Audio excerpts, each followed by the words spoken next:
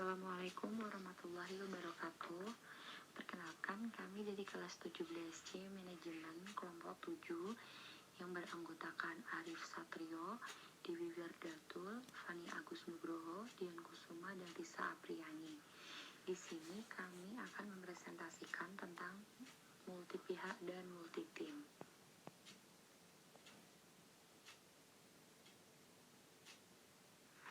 Yang akan pertama kali kita bahas adalah tentang sifat negosiasi multi pihak. Kita dapat mendefinisikan bahwa negosiasi multi pihak itu sebagai negosiasi di mana ada lebih dari dua pihak yang bekerja sama untuk mencapai tujuan yang kolektif.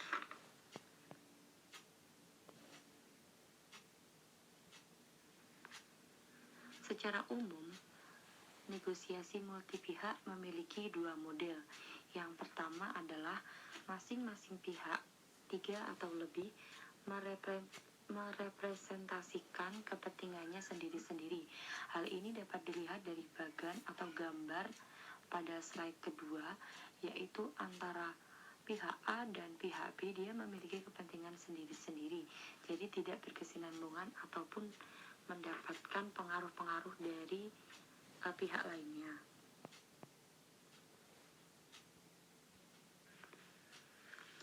Perbedaan yang kedua adalah dalam situasi yang berbeda, contohnya mereka mungkin perwakilan departemen yang berbeda yang mengadakan pertemuan sebagai satuan tugas. Mereka dapat merepresentasikan kepentingan orang lain. Mari kita lihat pada bagian di bawahnya bahwa contohnya A adalah Departemen Keuangan, di mana dia adalah perwakilan dari anggota-anggota dari Departemen Keuangan yang harus diwakilkan pada satu pertemuan.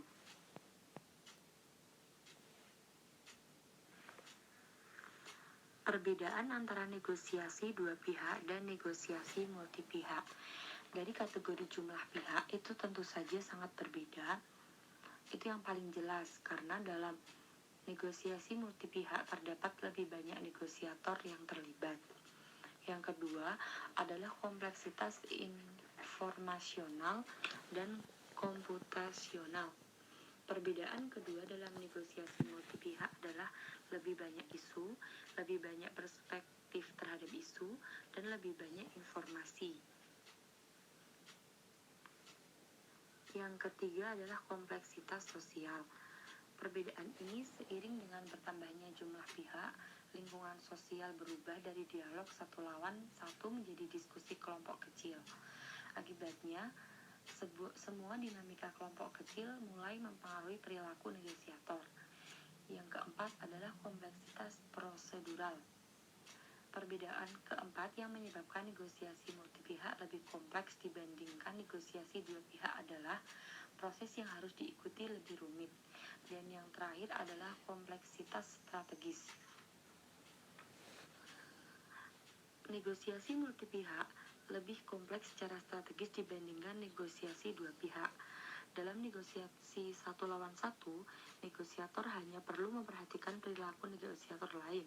Oleh karena itu, strategi didorong oleh sasaran negosiator, tindakan pihak lain, dan lain sebagainya. 5 cara di mana kompleksitas meningkat ketika 3 pihak atau lebih terlibat dalam negosiasi.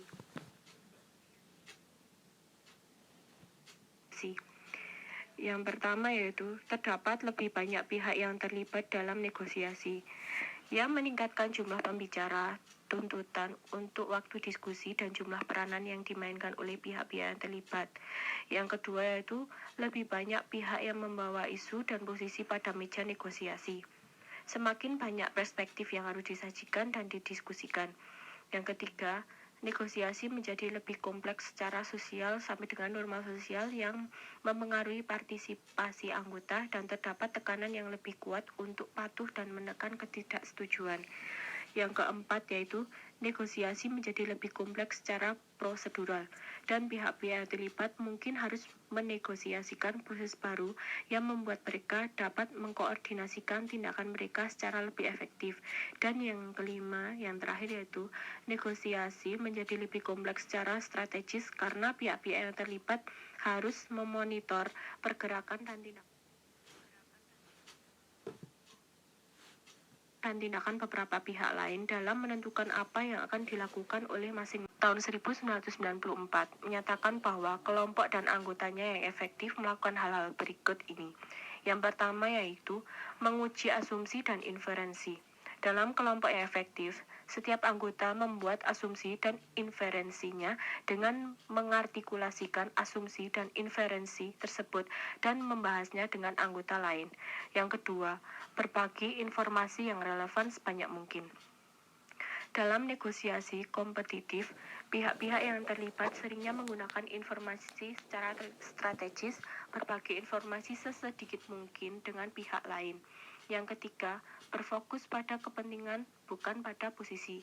Dalam negosiasi integratif, deliberasi kelompok harus menggunakan prosedur yang mengemukakan kepentingan dasar setiap anggota, bukannya hanya posisi, berbagai informasi, mengajukan pertanyaan, dan menyelidiki kepentingan atau kebutuhan dasar. Yang keempat, menjelaskan alasan dibalik pernyataan, pertanyaan, dan jawaban. Menunjukkan kepentingan mengharuskan kita untuk menjelaskan apa yang paling penting kepada orang lain dan mengindikasikan alasan mengapa hal-hal tersebut sangat penting.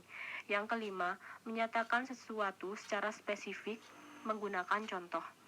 Pihak-pihak yang terlibat harus mencoba berbicara secara spesifik, mengenal perilaku orang-orang, tempat, dan peristiwa yang akan diamati secara langsung.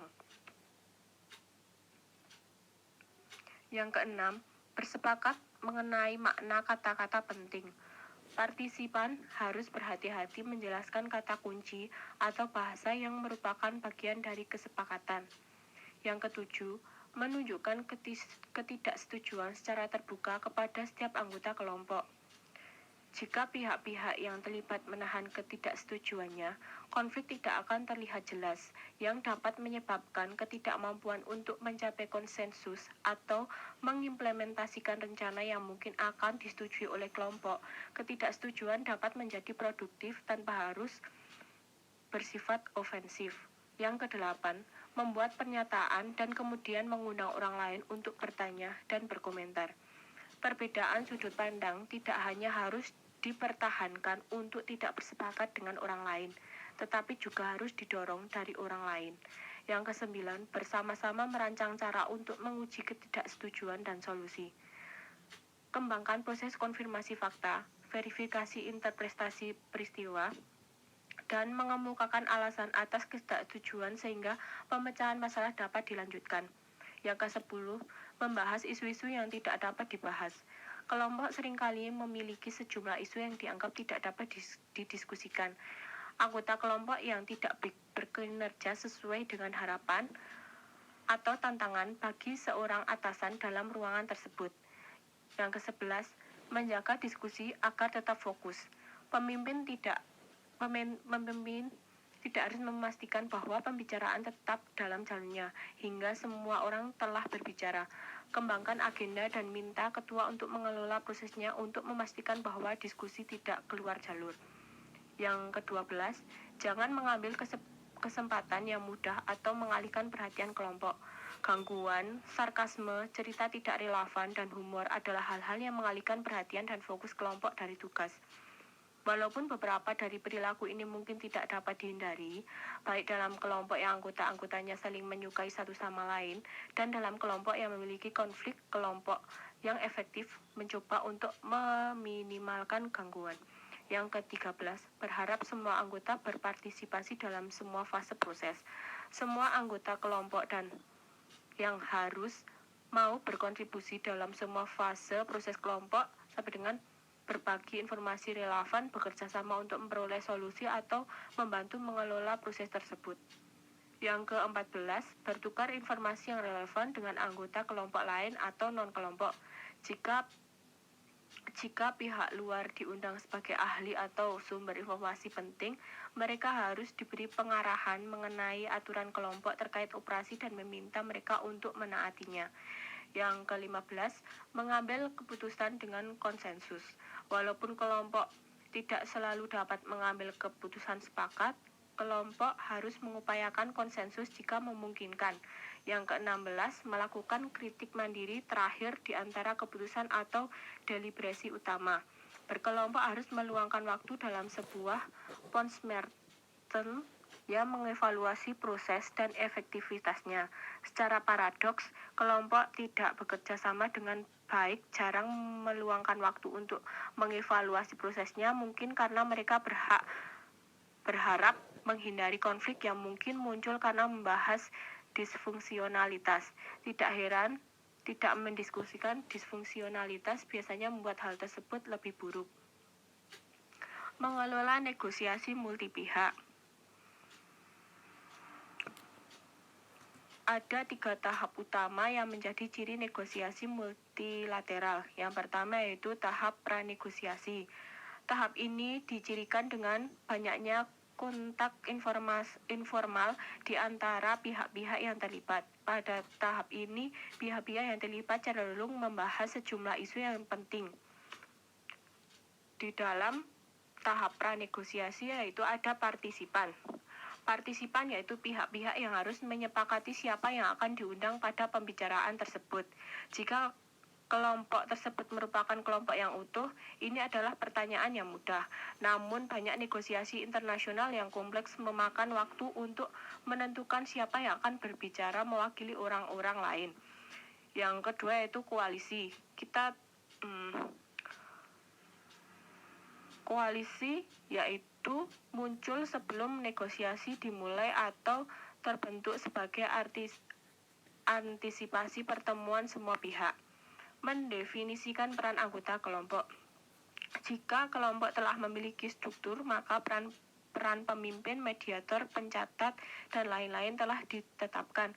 Namun jika kelompok belum bertemu sebelumnya, maka berbagai pihak akan memulai mengisi peranan-peranan kunci.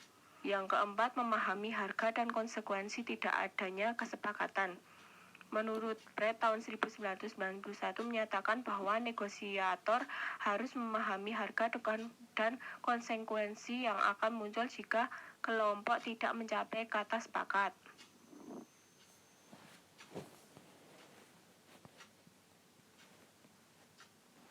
Baik, yang selanjutnya akan dilanjutkan oleh saya, Fani Agus Nugroho, NPM 1701010158. Baik, yang selanjutnya terdapat agenda yang dapat menjadikan alat yang efektif dalam pengambilan keputusan. Yang pertama ada agenda dapat menentukan isu-isu yang akan disesuaikan. Yang kedua, agenda dapat menetapkan urusan isu yang akan dibahas.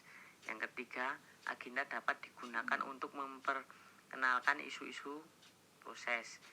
Yang terakhir, agenda dapat menentukan batasan waktu terhadap beragam item. Selanjutnya yaitu 4 syarat model proses. Yang pertama, dapatkah kita sepakat untuk berdiskusi secara konstruktif? Yang kedua, apakah pembicaraan kita cukup produktif untuk menghasilkan perbedaan? Yang ketiga, dapatkah kita mengalami dan menghargai perspektif masing-masing? Yang keempat, dapatkah kita berkomitmen untuk membuat kita semakin baik? Next. Kemudian, tahap-tahap negosiasi formal. Pertama, mengolah proses dan hasil kelompok. Yang kedua, tunjuk pemimpin yang tepat. Yang ketiga, menggunakan dan menstrukturisasi agenda. Yang keempat, memastikan keberagaman informasi dan perspektif. Kemudian, anggota kelompok yang terlibat dalam perilaku yang membatasi diri, yaitu ada keberadaan orang yang dianggap ahli, kemudian keberadaan argumen yang meyakinkan, kurangnya kepercayaan diri terhadap kemampuan seorang untuk berkontribusi, keputusan yang tidak penting, tekanan dari orang lain untuk mematuhi keputusan kelompok.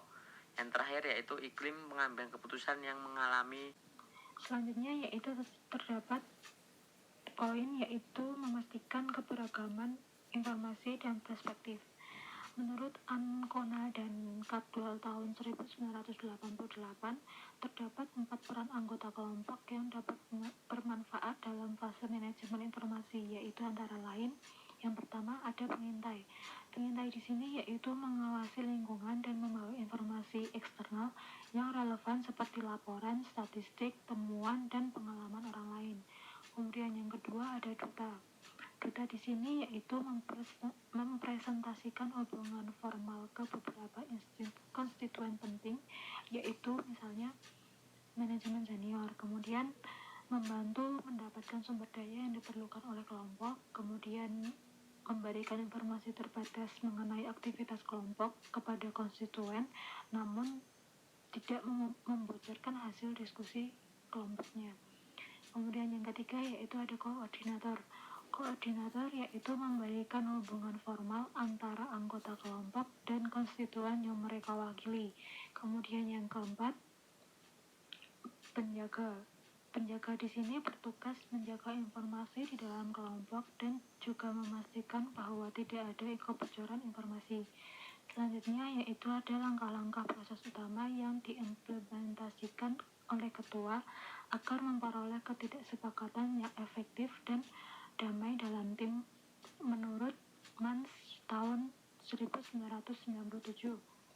Yang pertama yaitu mengumpulkan pikiran dan ketenangan pada diri sebelum memulai berbicara. Kemudian yang kedua, mencoba untuk memahami posisi orang lain. Kemudian yang ketiga, mencoba untuk memikirkan cara yang dapat dimenangkan oleh kedua belah pihak. Kemudian yang keempat, mempertimbangkan seberapa penting isu ini bagi Anda.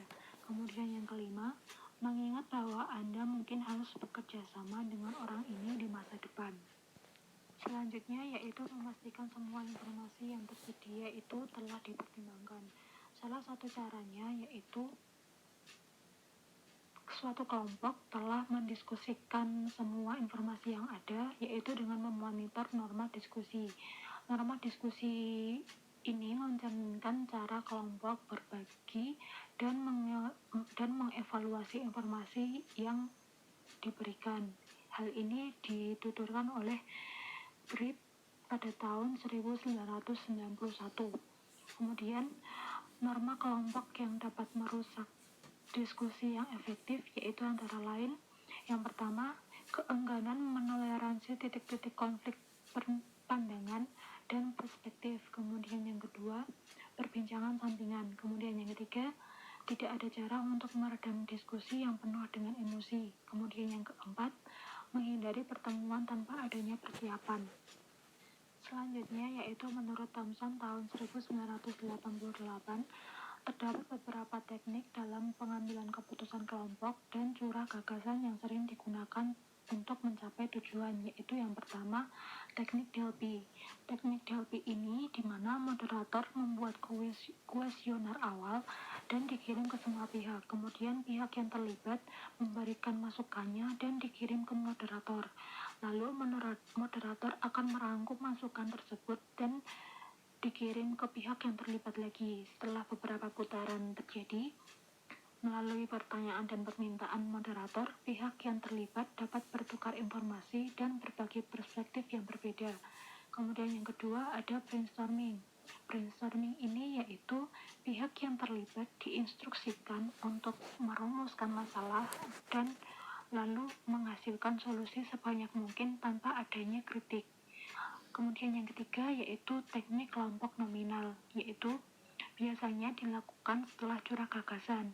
Setelah pilihan solusi ini dibuat, anggota kelompok dapat menggolongkan, menilai, ataupun juga mengevaluasinya. Selanjutnya ada mengelola konflik secara efektif. Menurut Chen dan Mannix pada tahun 2001, terdapat 3 jenis konflik dalam kelompok kerja, yaitu yang pertama, konflik hubungan atau ketidakcocokan interpersonal, yaitu seperti ketidaksukaan di antara anggota kelompok, kebencian, frustasi, ataupun yang lain sebagainya. Kemudian yang kedua, ada konflik tugas, di mana kesadaran perbedaan dalam sudut pandang mengenai tugas kelompok. Kemudian yang ketiga, yaitu ada konflik proses, di mana kesadaran kontroversi mengenai cara penyelesaian dalam menyelesaikan tugas. Kemudian selanjutnya, menurut Dunbar, Peterson, Mannix, dan Brookings, pada tahun 2008 terdapat 3 strategi penyelesaian konflik, yaitu yang pertama, berfokus pada konten interaksi dengan pihak lain, bukannya gaya dalam penyampaian pihak lain. Kemudian yang kedua, secara eksplisit mendiskusikan alasan di balik keputusan yang dicapai dalam menerima dan mendistribusikannya tugas kerja. Kemudian yang ketiga, membagikan tugas kepada anggota yang memiliki pengalaman kerja yang relevan. Kemudian selanjutnya yaitu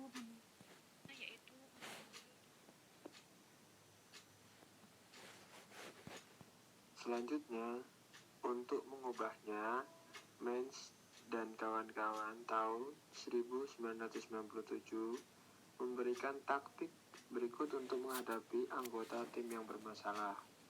Yang pertama, Anda harus spesifik mengenai perilaku bermasalah, memberikan contoh yang jelas dan spesifik. Yang kedua, menjelaskan masalah sebagai hal yang memengaruhi seluruh tim, bukannya cuma Anda. Gunakan kita, bukannya Anda, yang terdengar lebih menuduh dan membuat orang lain bersikap defensif. Yang ketiga, fokus pada perilaku yang dapat dikontrol oleh orang lain. Tujuannya adalah bukan untuk mengkritik atau mempermalukan, namun untuk berfokus pada perilaku spesifik yang dapat dikontrol atau diubah oleh individu bersangkutan. 4. Tahan kritik konstruktif hingga individu yang bersangkutan dapat benar-benar mendengar dan menerimanya. Bicaralah dengan orang yang bermasalah tersebut 4 mata ketika ia tidak tertekan atau menghadapi masalah yang besar. Yang kelima, usahakan agar umpan balik yang Anda berikan tetap bersifat profesional. Gunakan nada yang biasa dan jelaskan perilaku yang bermasalah serta dampaknya secara spesifik. Buat agar arah pembicaraan bersifat dari orang dewasa ke orang dewasa, bukannya dari orang tua kepada anak-anak. Dan terakhir yang keenam, pastikan orang lain telah mendengar dan memahami komentar Anda. Mintalah ia untuk mengulangi kata-kata Anda sehingga Anda tahu bahwa perkataan Anda telah didengar. Selanjutnya tahap kesepakatan. Tahap ketiga dan terakhir dalam mengelola negosiasi multi pihak adalah tahap kesepakatan. Selama tahap kesepakatan, pihak-pihak yang terlibat harus memilih alternatif yang ada. Banyak taktik-taktik yang digunakan dalam tahap ini. 4 langkah utama pemecah masalah muncul dalam fase ini. Schwartz tahun 1994. Yang pertama, memilih solusi terbaik. Yang kedua, mengembangkan rencana tindakan. Yang ketiga, mengimplementasikan rencana tindakan. Dan yang keempat, terakhir, mengevaluasi hasil proses. Selain daftar tanggung jawab ketua yang ditunjuk, berikut ini adalah beberapa hal yang dapat dilakukan oleh fasilitator agar kelompok memperoleh kesuksesan dalam prosesnya. Yang pertama, membawa kelompok ke tahap pemilihan satu opsi atau lebih. Yang kedua, membentuk dan membuat draft kesepakatan tentatif. Yang ketiga, diskusikan apapun implementasi dan perkembangan atau langkah selanjutnya yang harus dilakukan.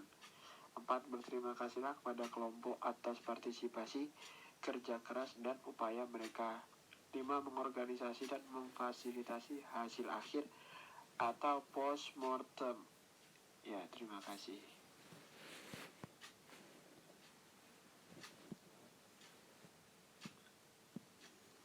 Sekian presentasi dari kelompok kami. Apabila ada pertanyaan, bisa langsung menghubungi anggota dari kelompok kami. Dan jika ada